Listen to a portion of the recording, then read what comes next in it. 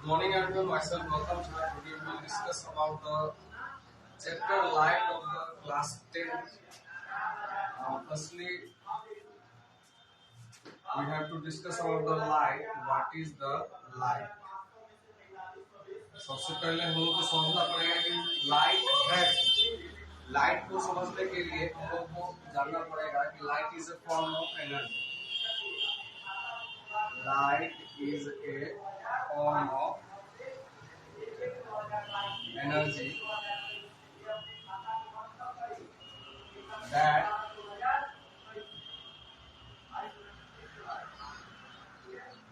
enable us to see the objects।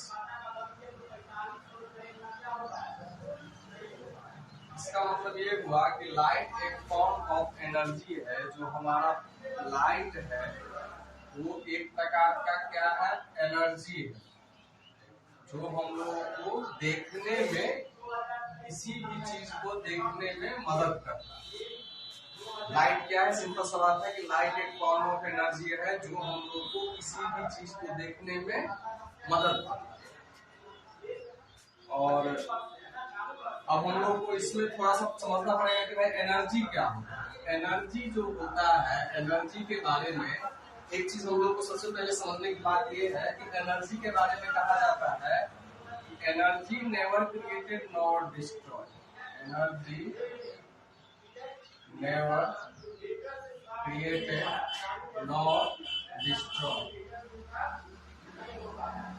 इसका मतलब ये हुआ कि एनर्जी को ना हम लोग पैदा कर सकते हैं, ना उसको हम लोग खत्म कर सकते हैं। और इसका जनरल बात यही आता है कि एनर्जी को हम लोग कुछ कर नहीं सकते, उसको ना हम लोग खत्म कर सकते हैं, ना हम कहीं से उत्पादन कर सकते हैं। केवल और केवल हम लोग कर क्या सकते हैं, एक कोई पार्टिकुलर चीज में कोई भी किसी भी टाइप का एनर्जी भरा हुआ है उसको हम लोग एक फॉर्म से दूसरे फॉर्म में चेंज कर सकते हैं। जैसे सिंपल सा बात है कि मेरे पास में एक वुड है और इसमें मैं हीट डालूंगा, तो हीट डालने के बाद में ये हम लोग क्या देगा। अभी इसमें वुड में क्या केमिकल भरा, कौन सा जैसे एनर्जी भरा हुआ है, इसमें मान के चलो chemical energy stored. Chemical energy इस वुड में स्टोर्ड था। जब इसको मैंने हीट किया, इसको गर्म किया, तो ये क्या होगा, ये हमारा जो है हम लोग को लाइट एनर्जी देगा और उसके साथ में हीट एनर्जी। तो एनर्जी का केवल फॉर्म ट्रांसफॉर्मेशन होता है, इसको हम लोग कुछ भी चेंज नहीं कर सकते। एनर्जी का केवल और केवल फॉर्म का ट्रांसफॉर्मेशन। तो लाइट भी क्या है, एक फॉर्म ऑफ एनर्जी है जो हम लोग को देखने में मदद करता है। देखने में कैसे मदद करता है, देखने में इस प्रकार से मदद करता है कि जब किसी भी, ये मान के चलिए हमारा कोई लाइट का सोर्स है,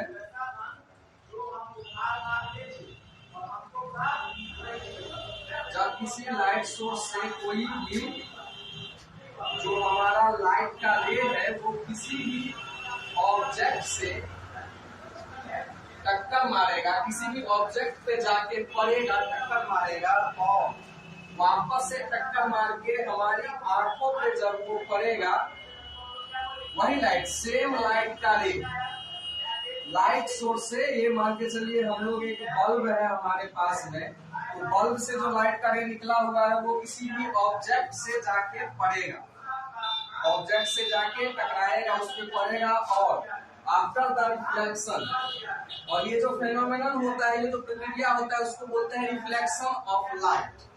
तो लाइट सोर्स से जो लाइट रे निकल रहा है वो जाकर के ऑब्जेक्ट पे टक्कर मार रहा है और टक्कर मारने के बाद में जब हमारी आंखों पे पड़ेगा तब हम लोग उसको देख पाएंगे। ठीक है, तो हम लोग कैसे देख पाते हैं किसी भी ऑब्जेक्ट को, ये आप लोगों को समझ में आ गया होगा। तो देखने के लिए और दो तीन चीज जरूरी होता है। एक सबसे पहला जो जरूरी होता है, लाइट का सोर्स जरूरी होता है। मतलब हमको कहीं न कहीं से लाइट चाहिए, विदाउट लाइट हम लोग किसी भी चीज को देख नहीं सकते। उसके बाद जो चाहिए वो चाहिए देखने वाला सामान भी चाहिए, ऑब्जेक्ट भी चाहिए। भाई बिना ऑब्जेक्ट का हम लोग किसको देखेंगे, ऑब्जेक्ट भी चाहिए और हमारा आंख भी बढ़िया होना चाहिए, ठीक होना चाहिए, नहीं तो देखना मुश्किल। और तो लाइट के बारे में जनरली हम लोग को इतना ही जानना है। हम लोग आप फर्दर आगे बढ़ेंगे।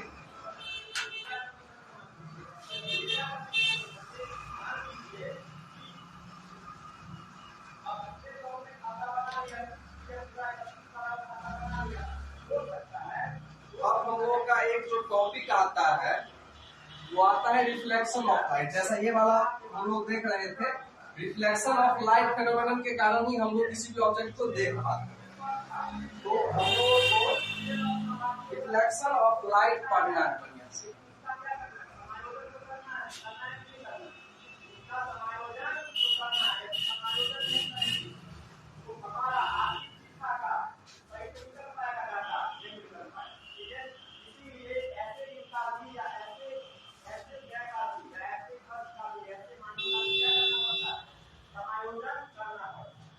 अब हम लोग एक नया टॉपिक स्टार्ट करेंगे, रिफ्लेक्शन ऑफ लाइट।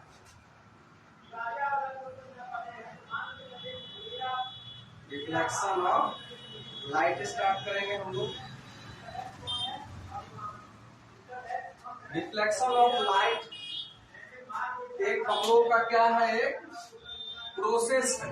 इसमें जनरली होता क्या है कि किसी भी लाइट सोर्स से, जैसे कि बल्ब हो गया, स्टार हो गया, या कोई भी जो एक ल्यूमिनस ऑब्जेक्ट है। ल्यूमिनस ऑब्जेक्ट वैसा ऑब्जेक्ट होता है जिनका अपना लाइट होता है और उनको देखने के लिए हम लोग को बाहर कहीं से लाइट देने का जरूरत नहीं पड़ता है। जैसे कि हमारा बल्ब होता है और सन हो गया, जितने भी स्टार्स होते हैं वो ल्यूमिनस ऑब्जेक्ट।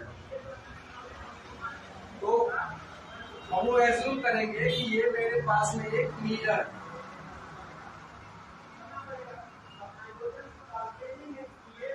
और मिरर बनता कैसे है, तो जब हम लोग एक ट्रांसपेरेंट ग्लास को उसको एक साइड से हम लोग पॉलिश कर देते हैं तो वो एक गुड रिफ्लेक्टर बन जाता है। और जब वो गुड रिफ्लेक्टर बन जाता है तो वह एक मिरर की तरह, आईना की तरह काम करने लगता है, क्योंकि जितना ज्यादा से ज्यादा लाइट को रिफ्लेक्ट कर पाएगा उतना अच्छा से अच्छा इमेज हमको वो दिखा पाएगा। तो ये मान के चलिए मैंने एक गुड रिफ्लेक्टर बनाया हुआ है। अब यहाँ पे मेरे पास में एक कोई लाइट सोर्स है, ये मैं एक बल्ब ले रहा हूँ। अब हम लोग ऐसा एज्यूम करेंगे कि इसमें से एक लाइट करे निकले। लाइट करे बहुत सारा निकलेगा, लेकिन हम लोग को ऐसा एज्यूम करना है कि इस बल्ब से केवल और केवल एक लाइट करे निकले।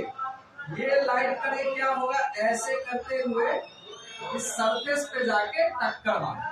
सरफेस पे जाके क्या करेगा, टक्कर मारेगा। ये जो हमारा क्या है, ये मिरर, और मिरर जो है सो क्या होता है, गुड रिफ्लेक्टर होता है, good reflector of light, good reflector of light, यानी कि लाइट को बहुत अच्छे से यह रिफ्लेक्ट करता है। ठीक, तो जैसे ही ये बल्ब से हमारा एक लाइट का रे निकल रहा है, वो हो क्या रहा है, हम देख पा रहे हैं कि ये क्या कर रहा है, एक सरफेस से जाके टक्कर मार। अब लाइट का रे जब सरफेस से टक्कर मारेगा तो ये होगा क्या, टक्कर मारने के बाद में ये वहां तो नहीं रुकेगा। अब ऐसा तो नहीं है कि ये जो मिरर है वो उसको एब्जॉर्ब कर लेगा, नहीं, एब्जॉर्ब नहीं करेगा, उसको क्या कर देगा, रिफ्लेक्ट कर देगा। क्या कर देगा, रिफ्लेक्ट कर देगा।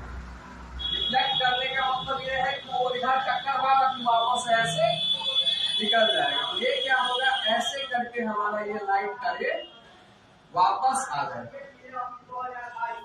तो टक्कर मारने के बाद लाइट का रे क्या हो गया, ऐसे वापस आ गया। और जनरली हम लोग को ऐसा एज्यूम करना है कि, और लाइट सोर्स से, ये हमारा लाइट सोर्स है,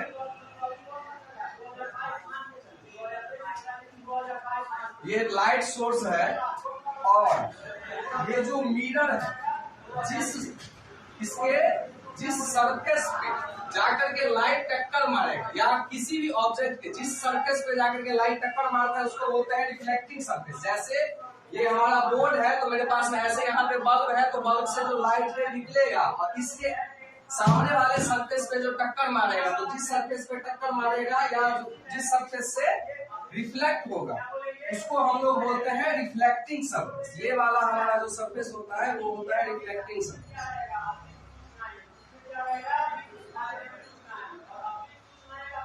ये रिफ्लेक्टिंग सरफेस। तो जनरली होता क्या है कि किसी भी लाइट सोर्स से जो एक लाइट का रे निकला हुआ है वो निकलेगा और किसी भी ऑब्जेक्ट के रिफ्लेक्टिंग सरफेस से जाके टक्कर मारेगा, और टक्कर मारने के बाद में वो होता क्या है कि वो सेम मीडियम में, उसी मीडियम में वापस आ जाता है। मतलब मीडियम कहने का मतलब ये हुआ कि अगर लाइट ऐसे जाएगा तो इसी में आ जाएगा, वो उस साइड नहीं चला जाएगा या ऐसे नहीं चला जाएगा या नीचे नहीं चला जाएगा। जनरली होता क्या है कि लाइट टक्कर मारेगा सेम मीडियम में ऐसे वापस आ जाएगा।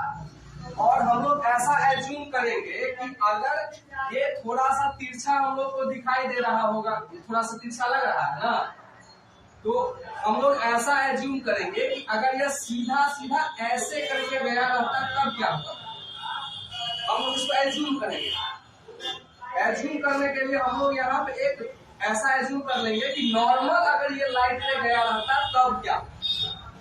तो जनरली हम लोग यहाँ पे एक नॉर्मल बना देंगे।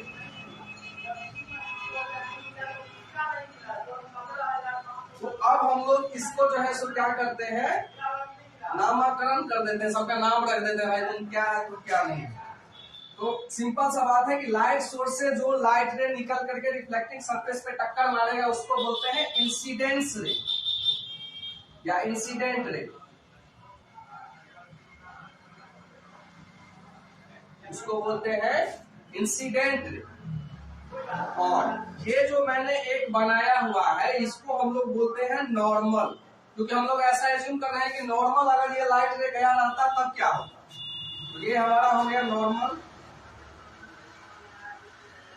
और आफ्टर द रिफ्लेक्शन यानी कि टक्कर मारने के बाद जो लाइट रे, मतलब लाइट रे एक ही है, ऐसा नहीं है कि कोई अलग से लाइट रे आ गया है, यही लाइट रे जा रहा है। जो जा रहा है टक्कर मारने के लिए वो इंसिडेंट रे हो गया, जो टक्कर मारने के बाद वापस सेम मीडियम में वापस आ जाएगा वो हमारा हो जाएगा रिफ्लेक्टेड रे। इसी को बोलते हैं हम लोग रिफ्लेक्टेड रे।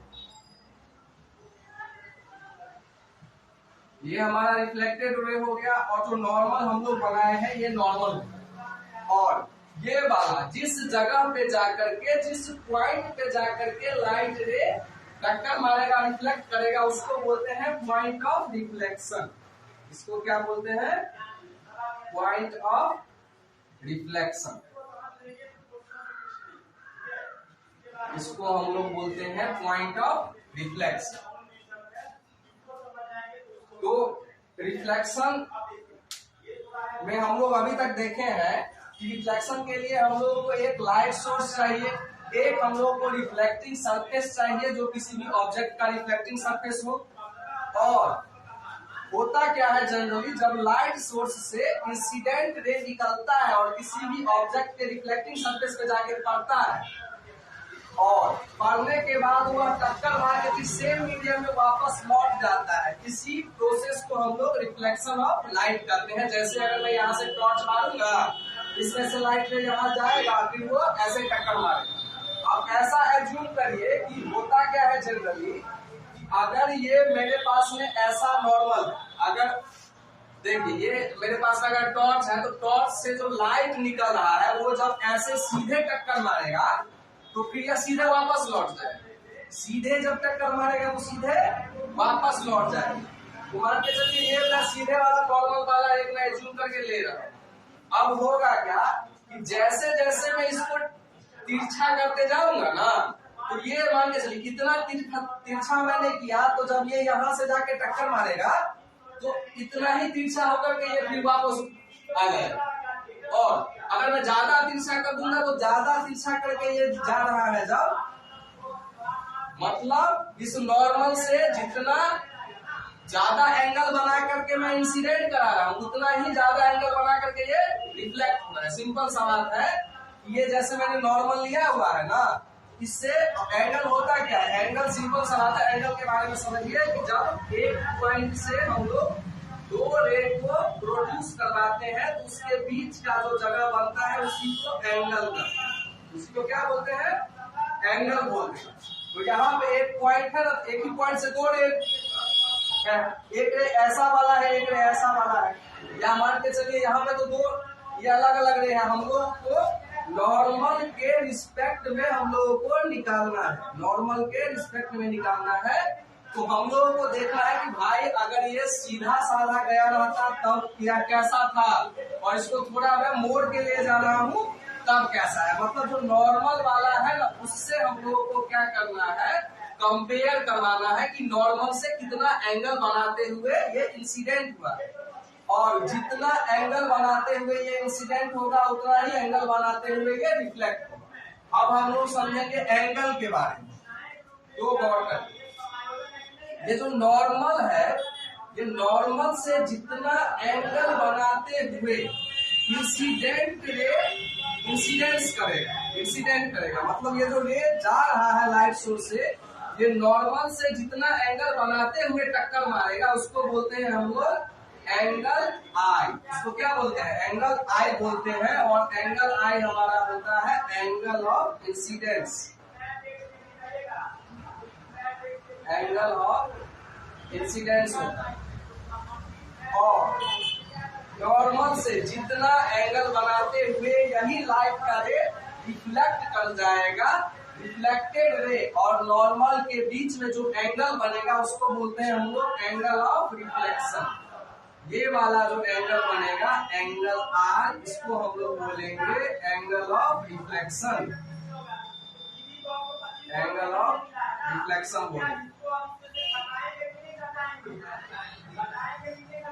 तो रिफ्लेक्शन ऑफ लाइट में हम लोग अभी तक देखे हैं कि जो एक लाइट सोर्स है जहां से एक इंसिडेंट रे निकल रहा है, वो क्या कर रहा है, एक किसी भी ऑब्जेक्ट के रिफ्लेक्टिंग सरफेस पे जाके टक्कर मार रहा है, टक्कर मारने के बाद वह सेट एरिया में ऐसे वापस लौट जा रहा है।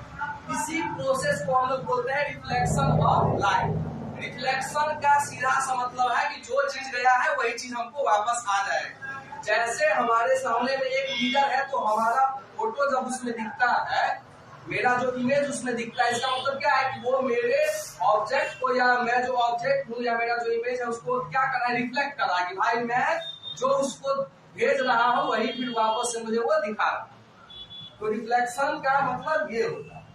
अब हम लोग जनरली पढ़ेंगे law of reflection of light.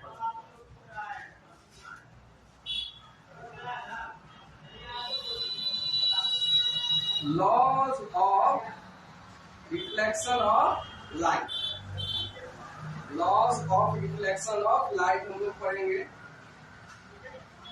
तो रिफ्लेक्शन ऑफ लाइट का दो लॉ होता है, केवल और केवल दो नियम होता है। कहीं पे भी रिफ्लेक्शन करवाने के लिए या होने के लिए केवल और केवल दो नियम का हम लोग को पालन करना होता है। और ये जो लॉ होता है ये हर ऑब्जेक्ट के लिए वैलिड होता है, हर जगह के लिए वैलिड होता है, हर टाइप का सरफेस के लिए वैलिड होता है। मतलब कहीं पे भी अगर लाइट का रिफ्लेक्शन होगा तो ये दो जो हमारा लॉ है वो वैलिड हो जाएगा।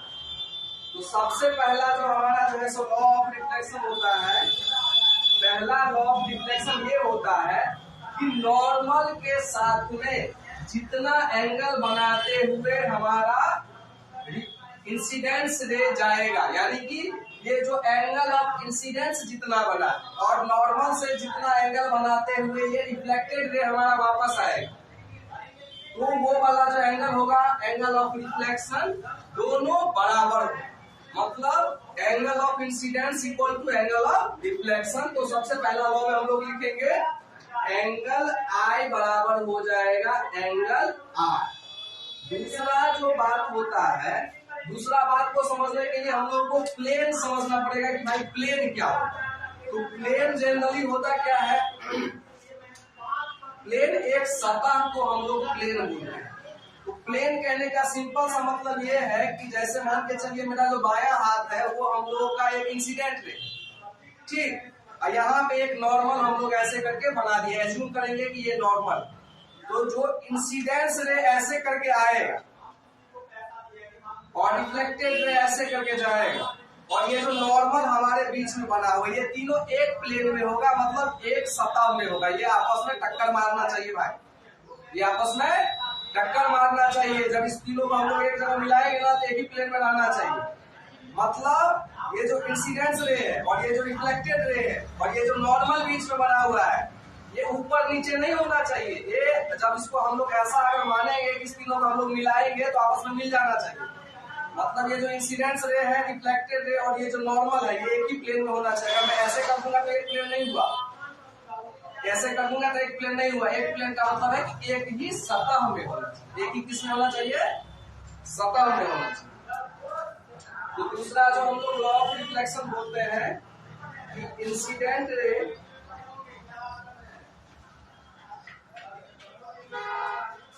रिफ्लेक्टेड रे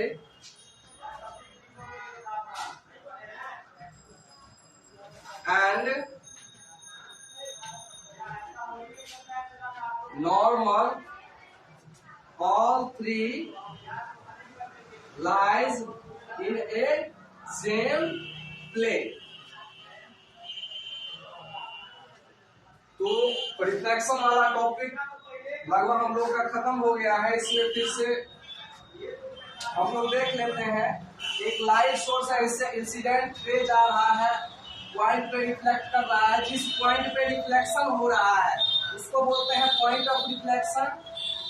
और जो वही लाइट रे जब टक्कर मार करके वापस फिर पीछे लौट जाएगा सेम मीडियम में, उसको बोलेंगे रिफ्लेक्टेड रे। और हम लोग नॉर्मल एज्यूम करने के लिए एक नॉर्मल बना लेते हैं, जो कि नॉर्मली हम लोग मैथ में भी पढ़ते होंगे कि नॉर्मल एक परपेंडिकुलर होता है। परपेंडिकुलर मतलब 90 डिग्री बनाते हुए जाता है, तो ये 90 डिग्री बनाते हुए जनरली जाएगा। ये इधर 90 हो गया, ये इधर 90, ये 180 डिग्री हो गया। उसमें हम लोग को नहीं जाना है। और फिर हम लोग पढ़े एंगल ऑफ इंसिडेंट, यानी नॉर्मल से लेकर के नॉर्मल से इंसिडेंट रे जो इस एंगल से बनाते हुए जाएगा वो हो जाएगा एंगल ऑफ इंसिडेंस। और नॉर्मल से जिस एंगल को बनाते हुए हमारा रिफ्लेक्टेड रे आएगा वो हो जाएगा एंगल ऑफ रिफ्लेक्शन। और जिस पॉइंट पे रिफ्लेक्शन होगा उसको बोलेंगे पॉइंट ऑफ रिफ्लेक्शन। और जिस सरफेस से जाकर के कोई भी लाइट में टक्कर मारेगा, मेरा हाथ है तो आगे वाले से टक्कर मार रहा है तो ये हमारा रिफ्लेक्टिंग सरफेस होगा। ये पीछे से मारता रहता मतलब टक्कर मारता रहता हमारा जैसे लाइट रे, तो फिर ये हो जाता है हमारा रिफ्लेक्टिंग सरफेस। ठीक है। और लॉ ऑफ रिफ्लेक्शन जो होता है वो दो ही होता है। एक सबसे पहले हमारा होता है कि angle of incidence angle of reflection के बराबर होगा। और दूसरा जो बात है कि वो जो incident ray, reflected ray and the normal जो होगा वो हमारा all three lies in same plane, एक ही प्लेन में लाई करेगा। और ये वाला जो लॉ ऑफ रिफ्लेक्शन है ये पूरे जगह के लिए वैलिड है, किसी भी सरफेस के लिए वैलिड है और हर टाइप के रिफ्लेक्टिंग सरफेस के लिए भी यह वैलिड है।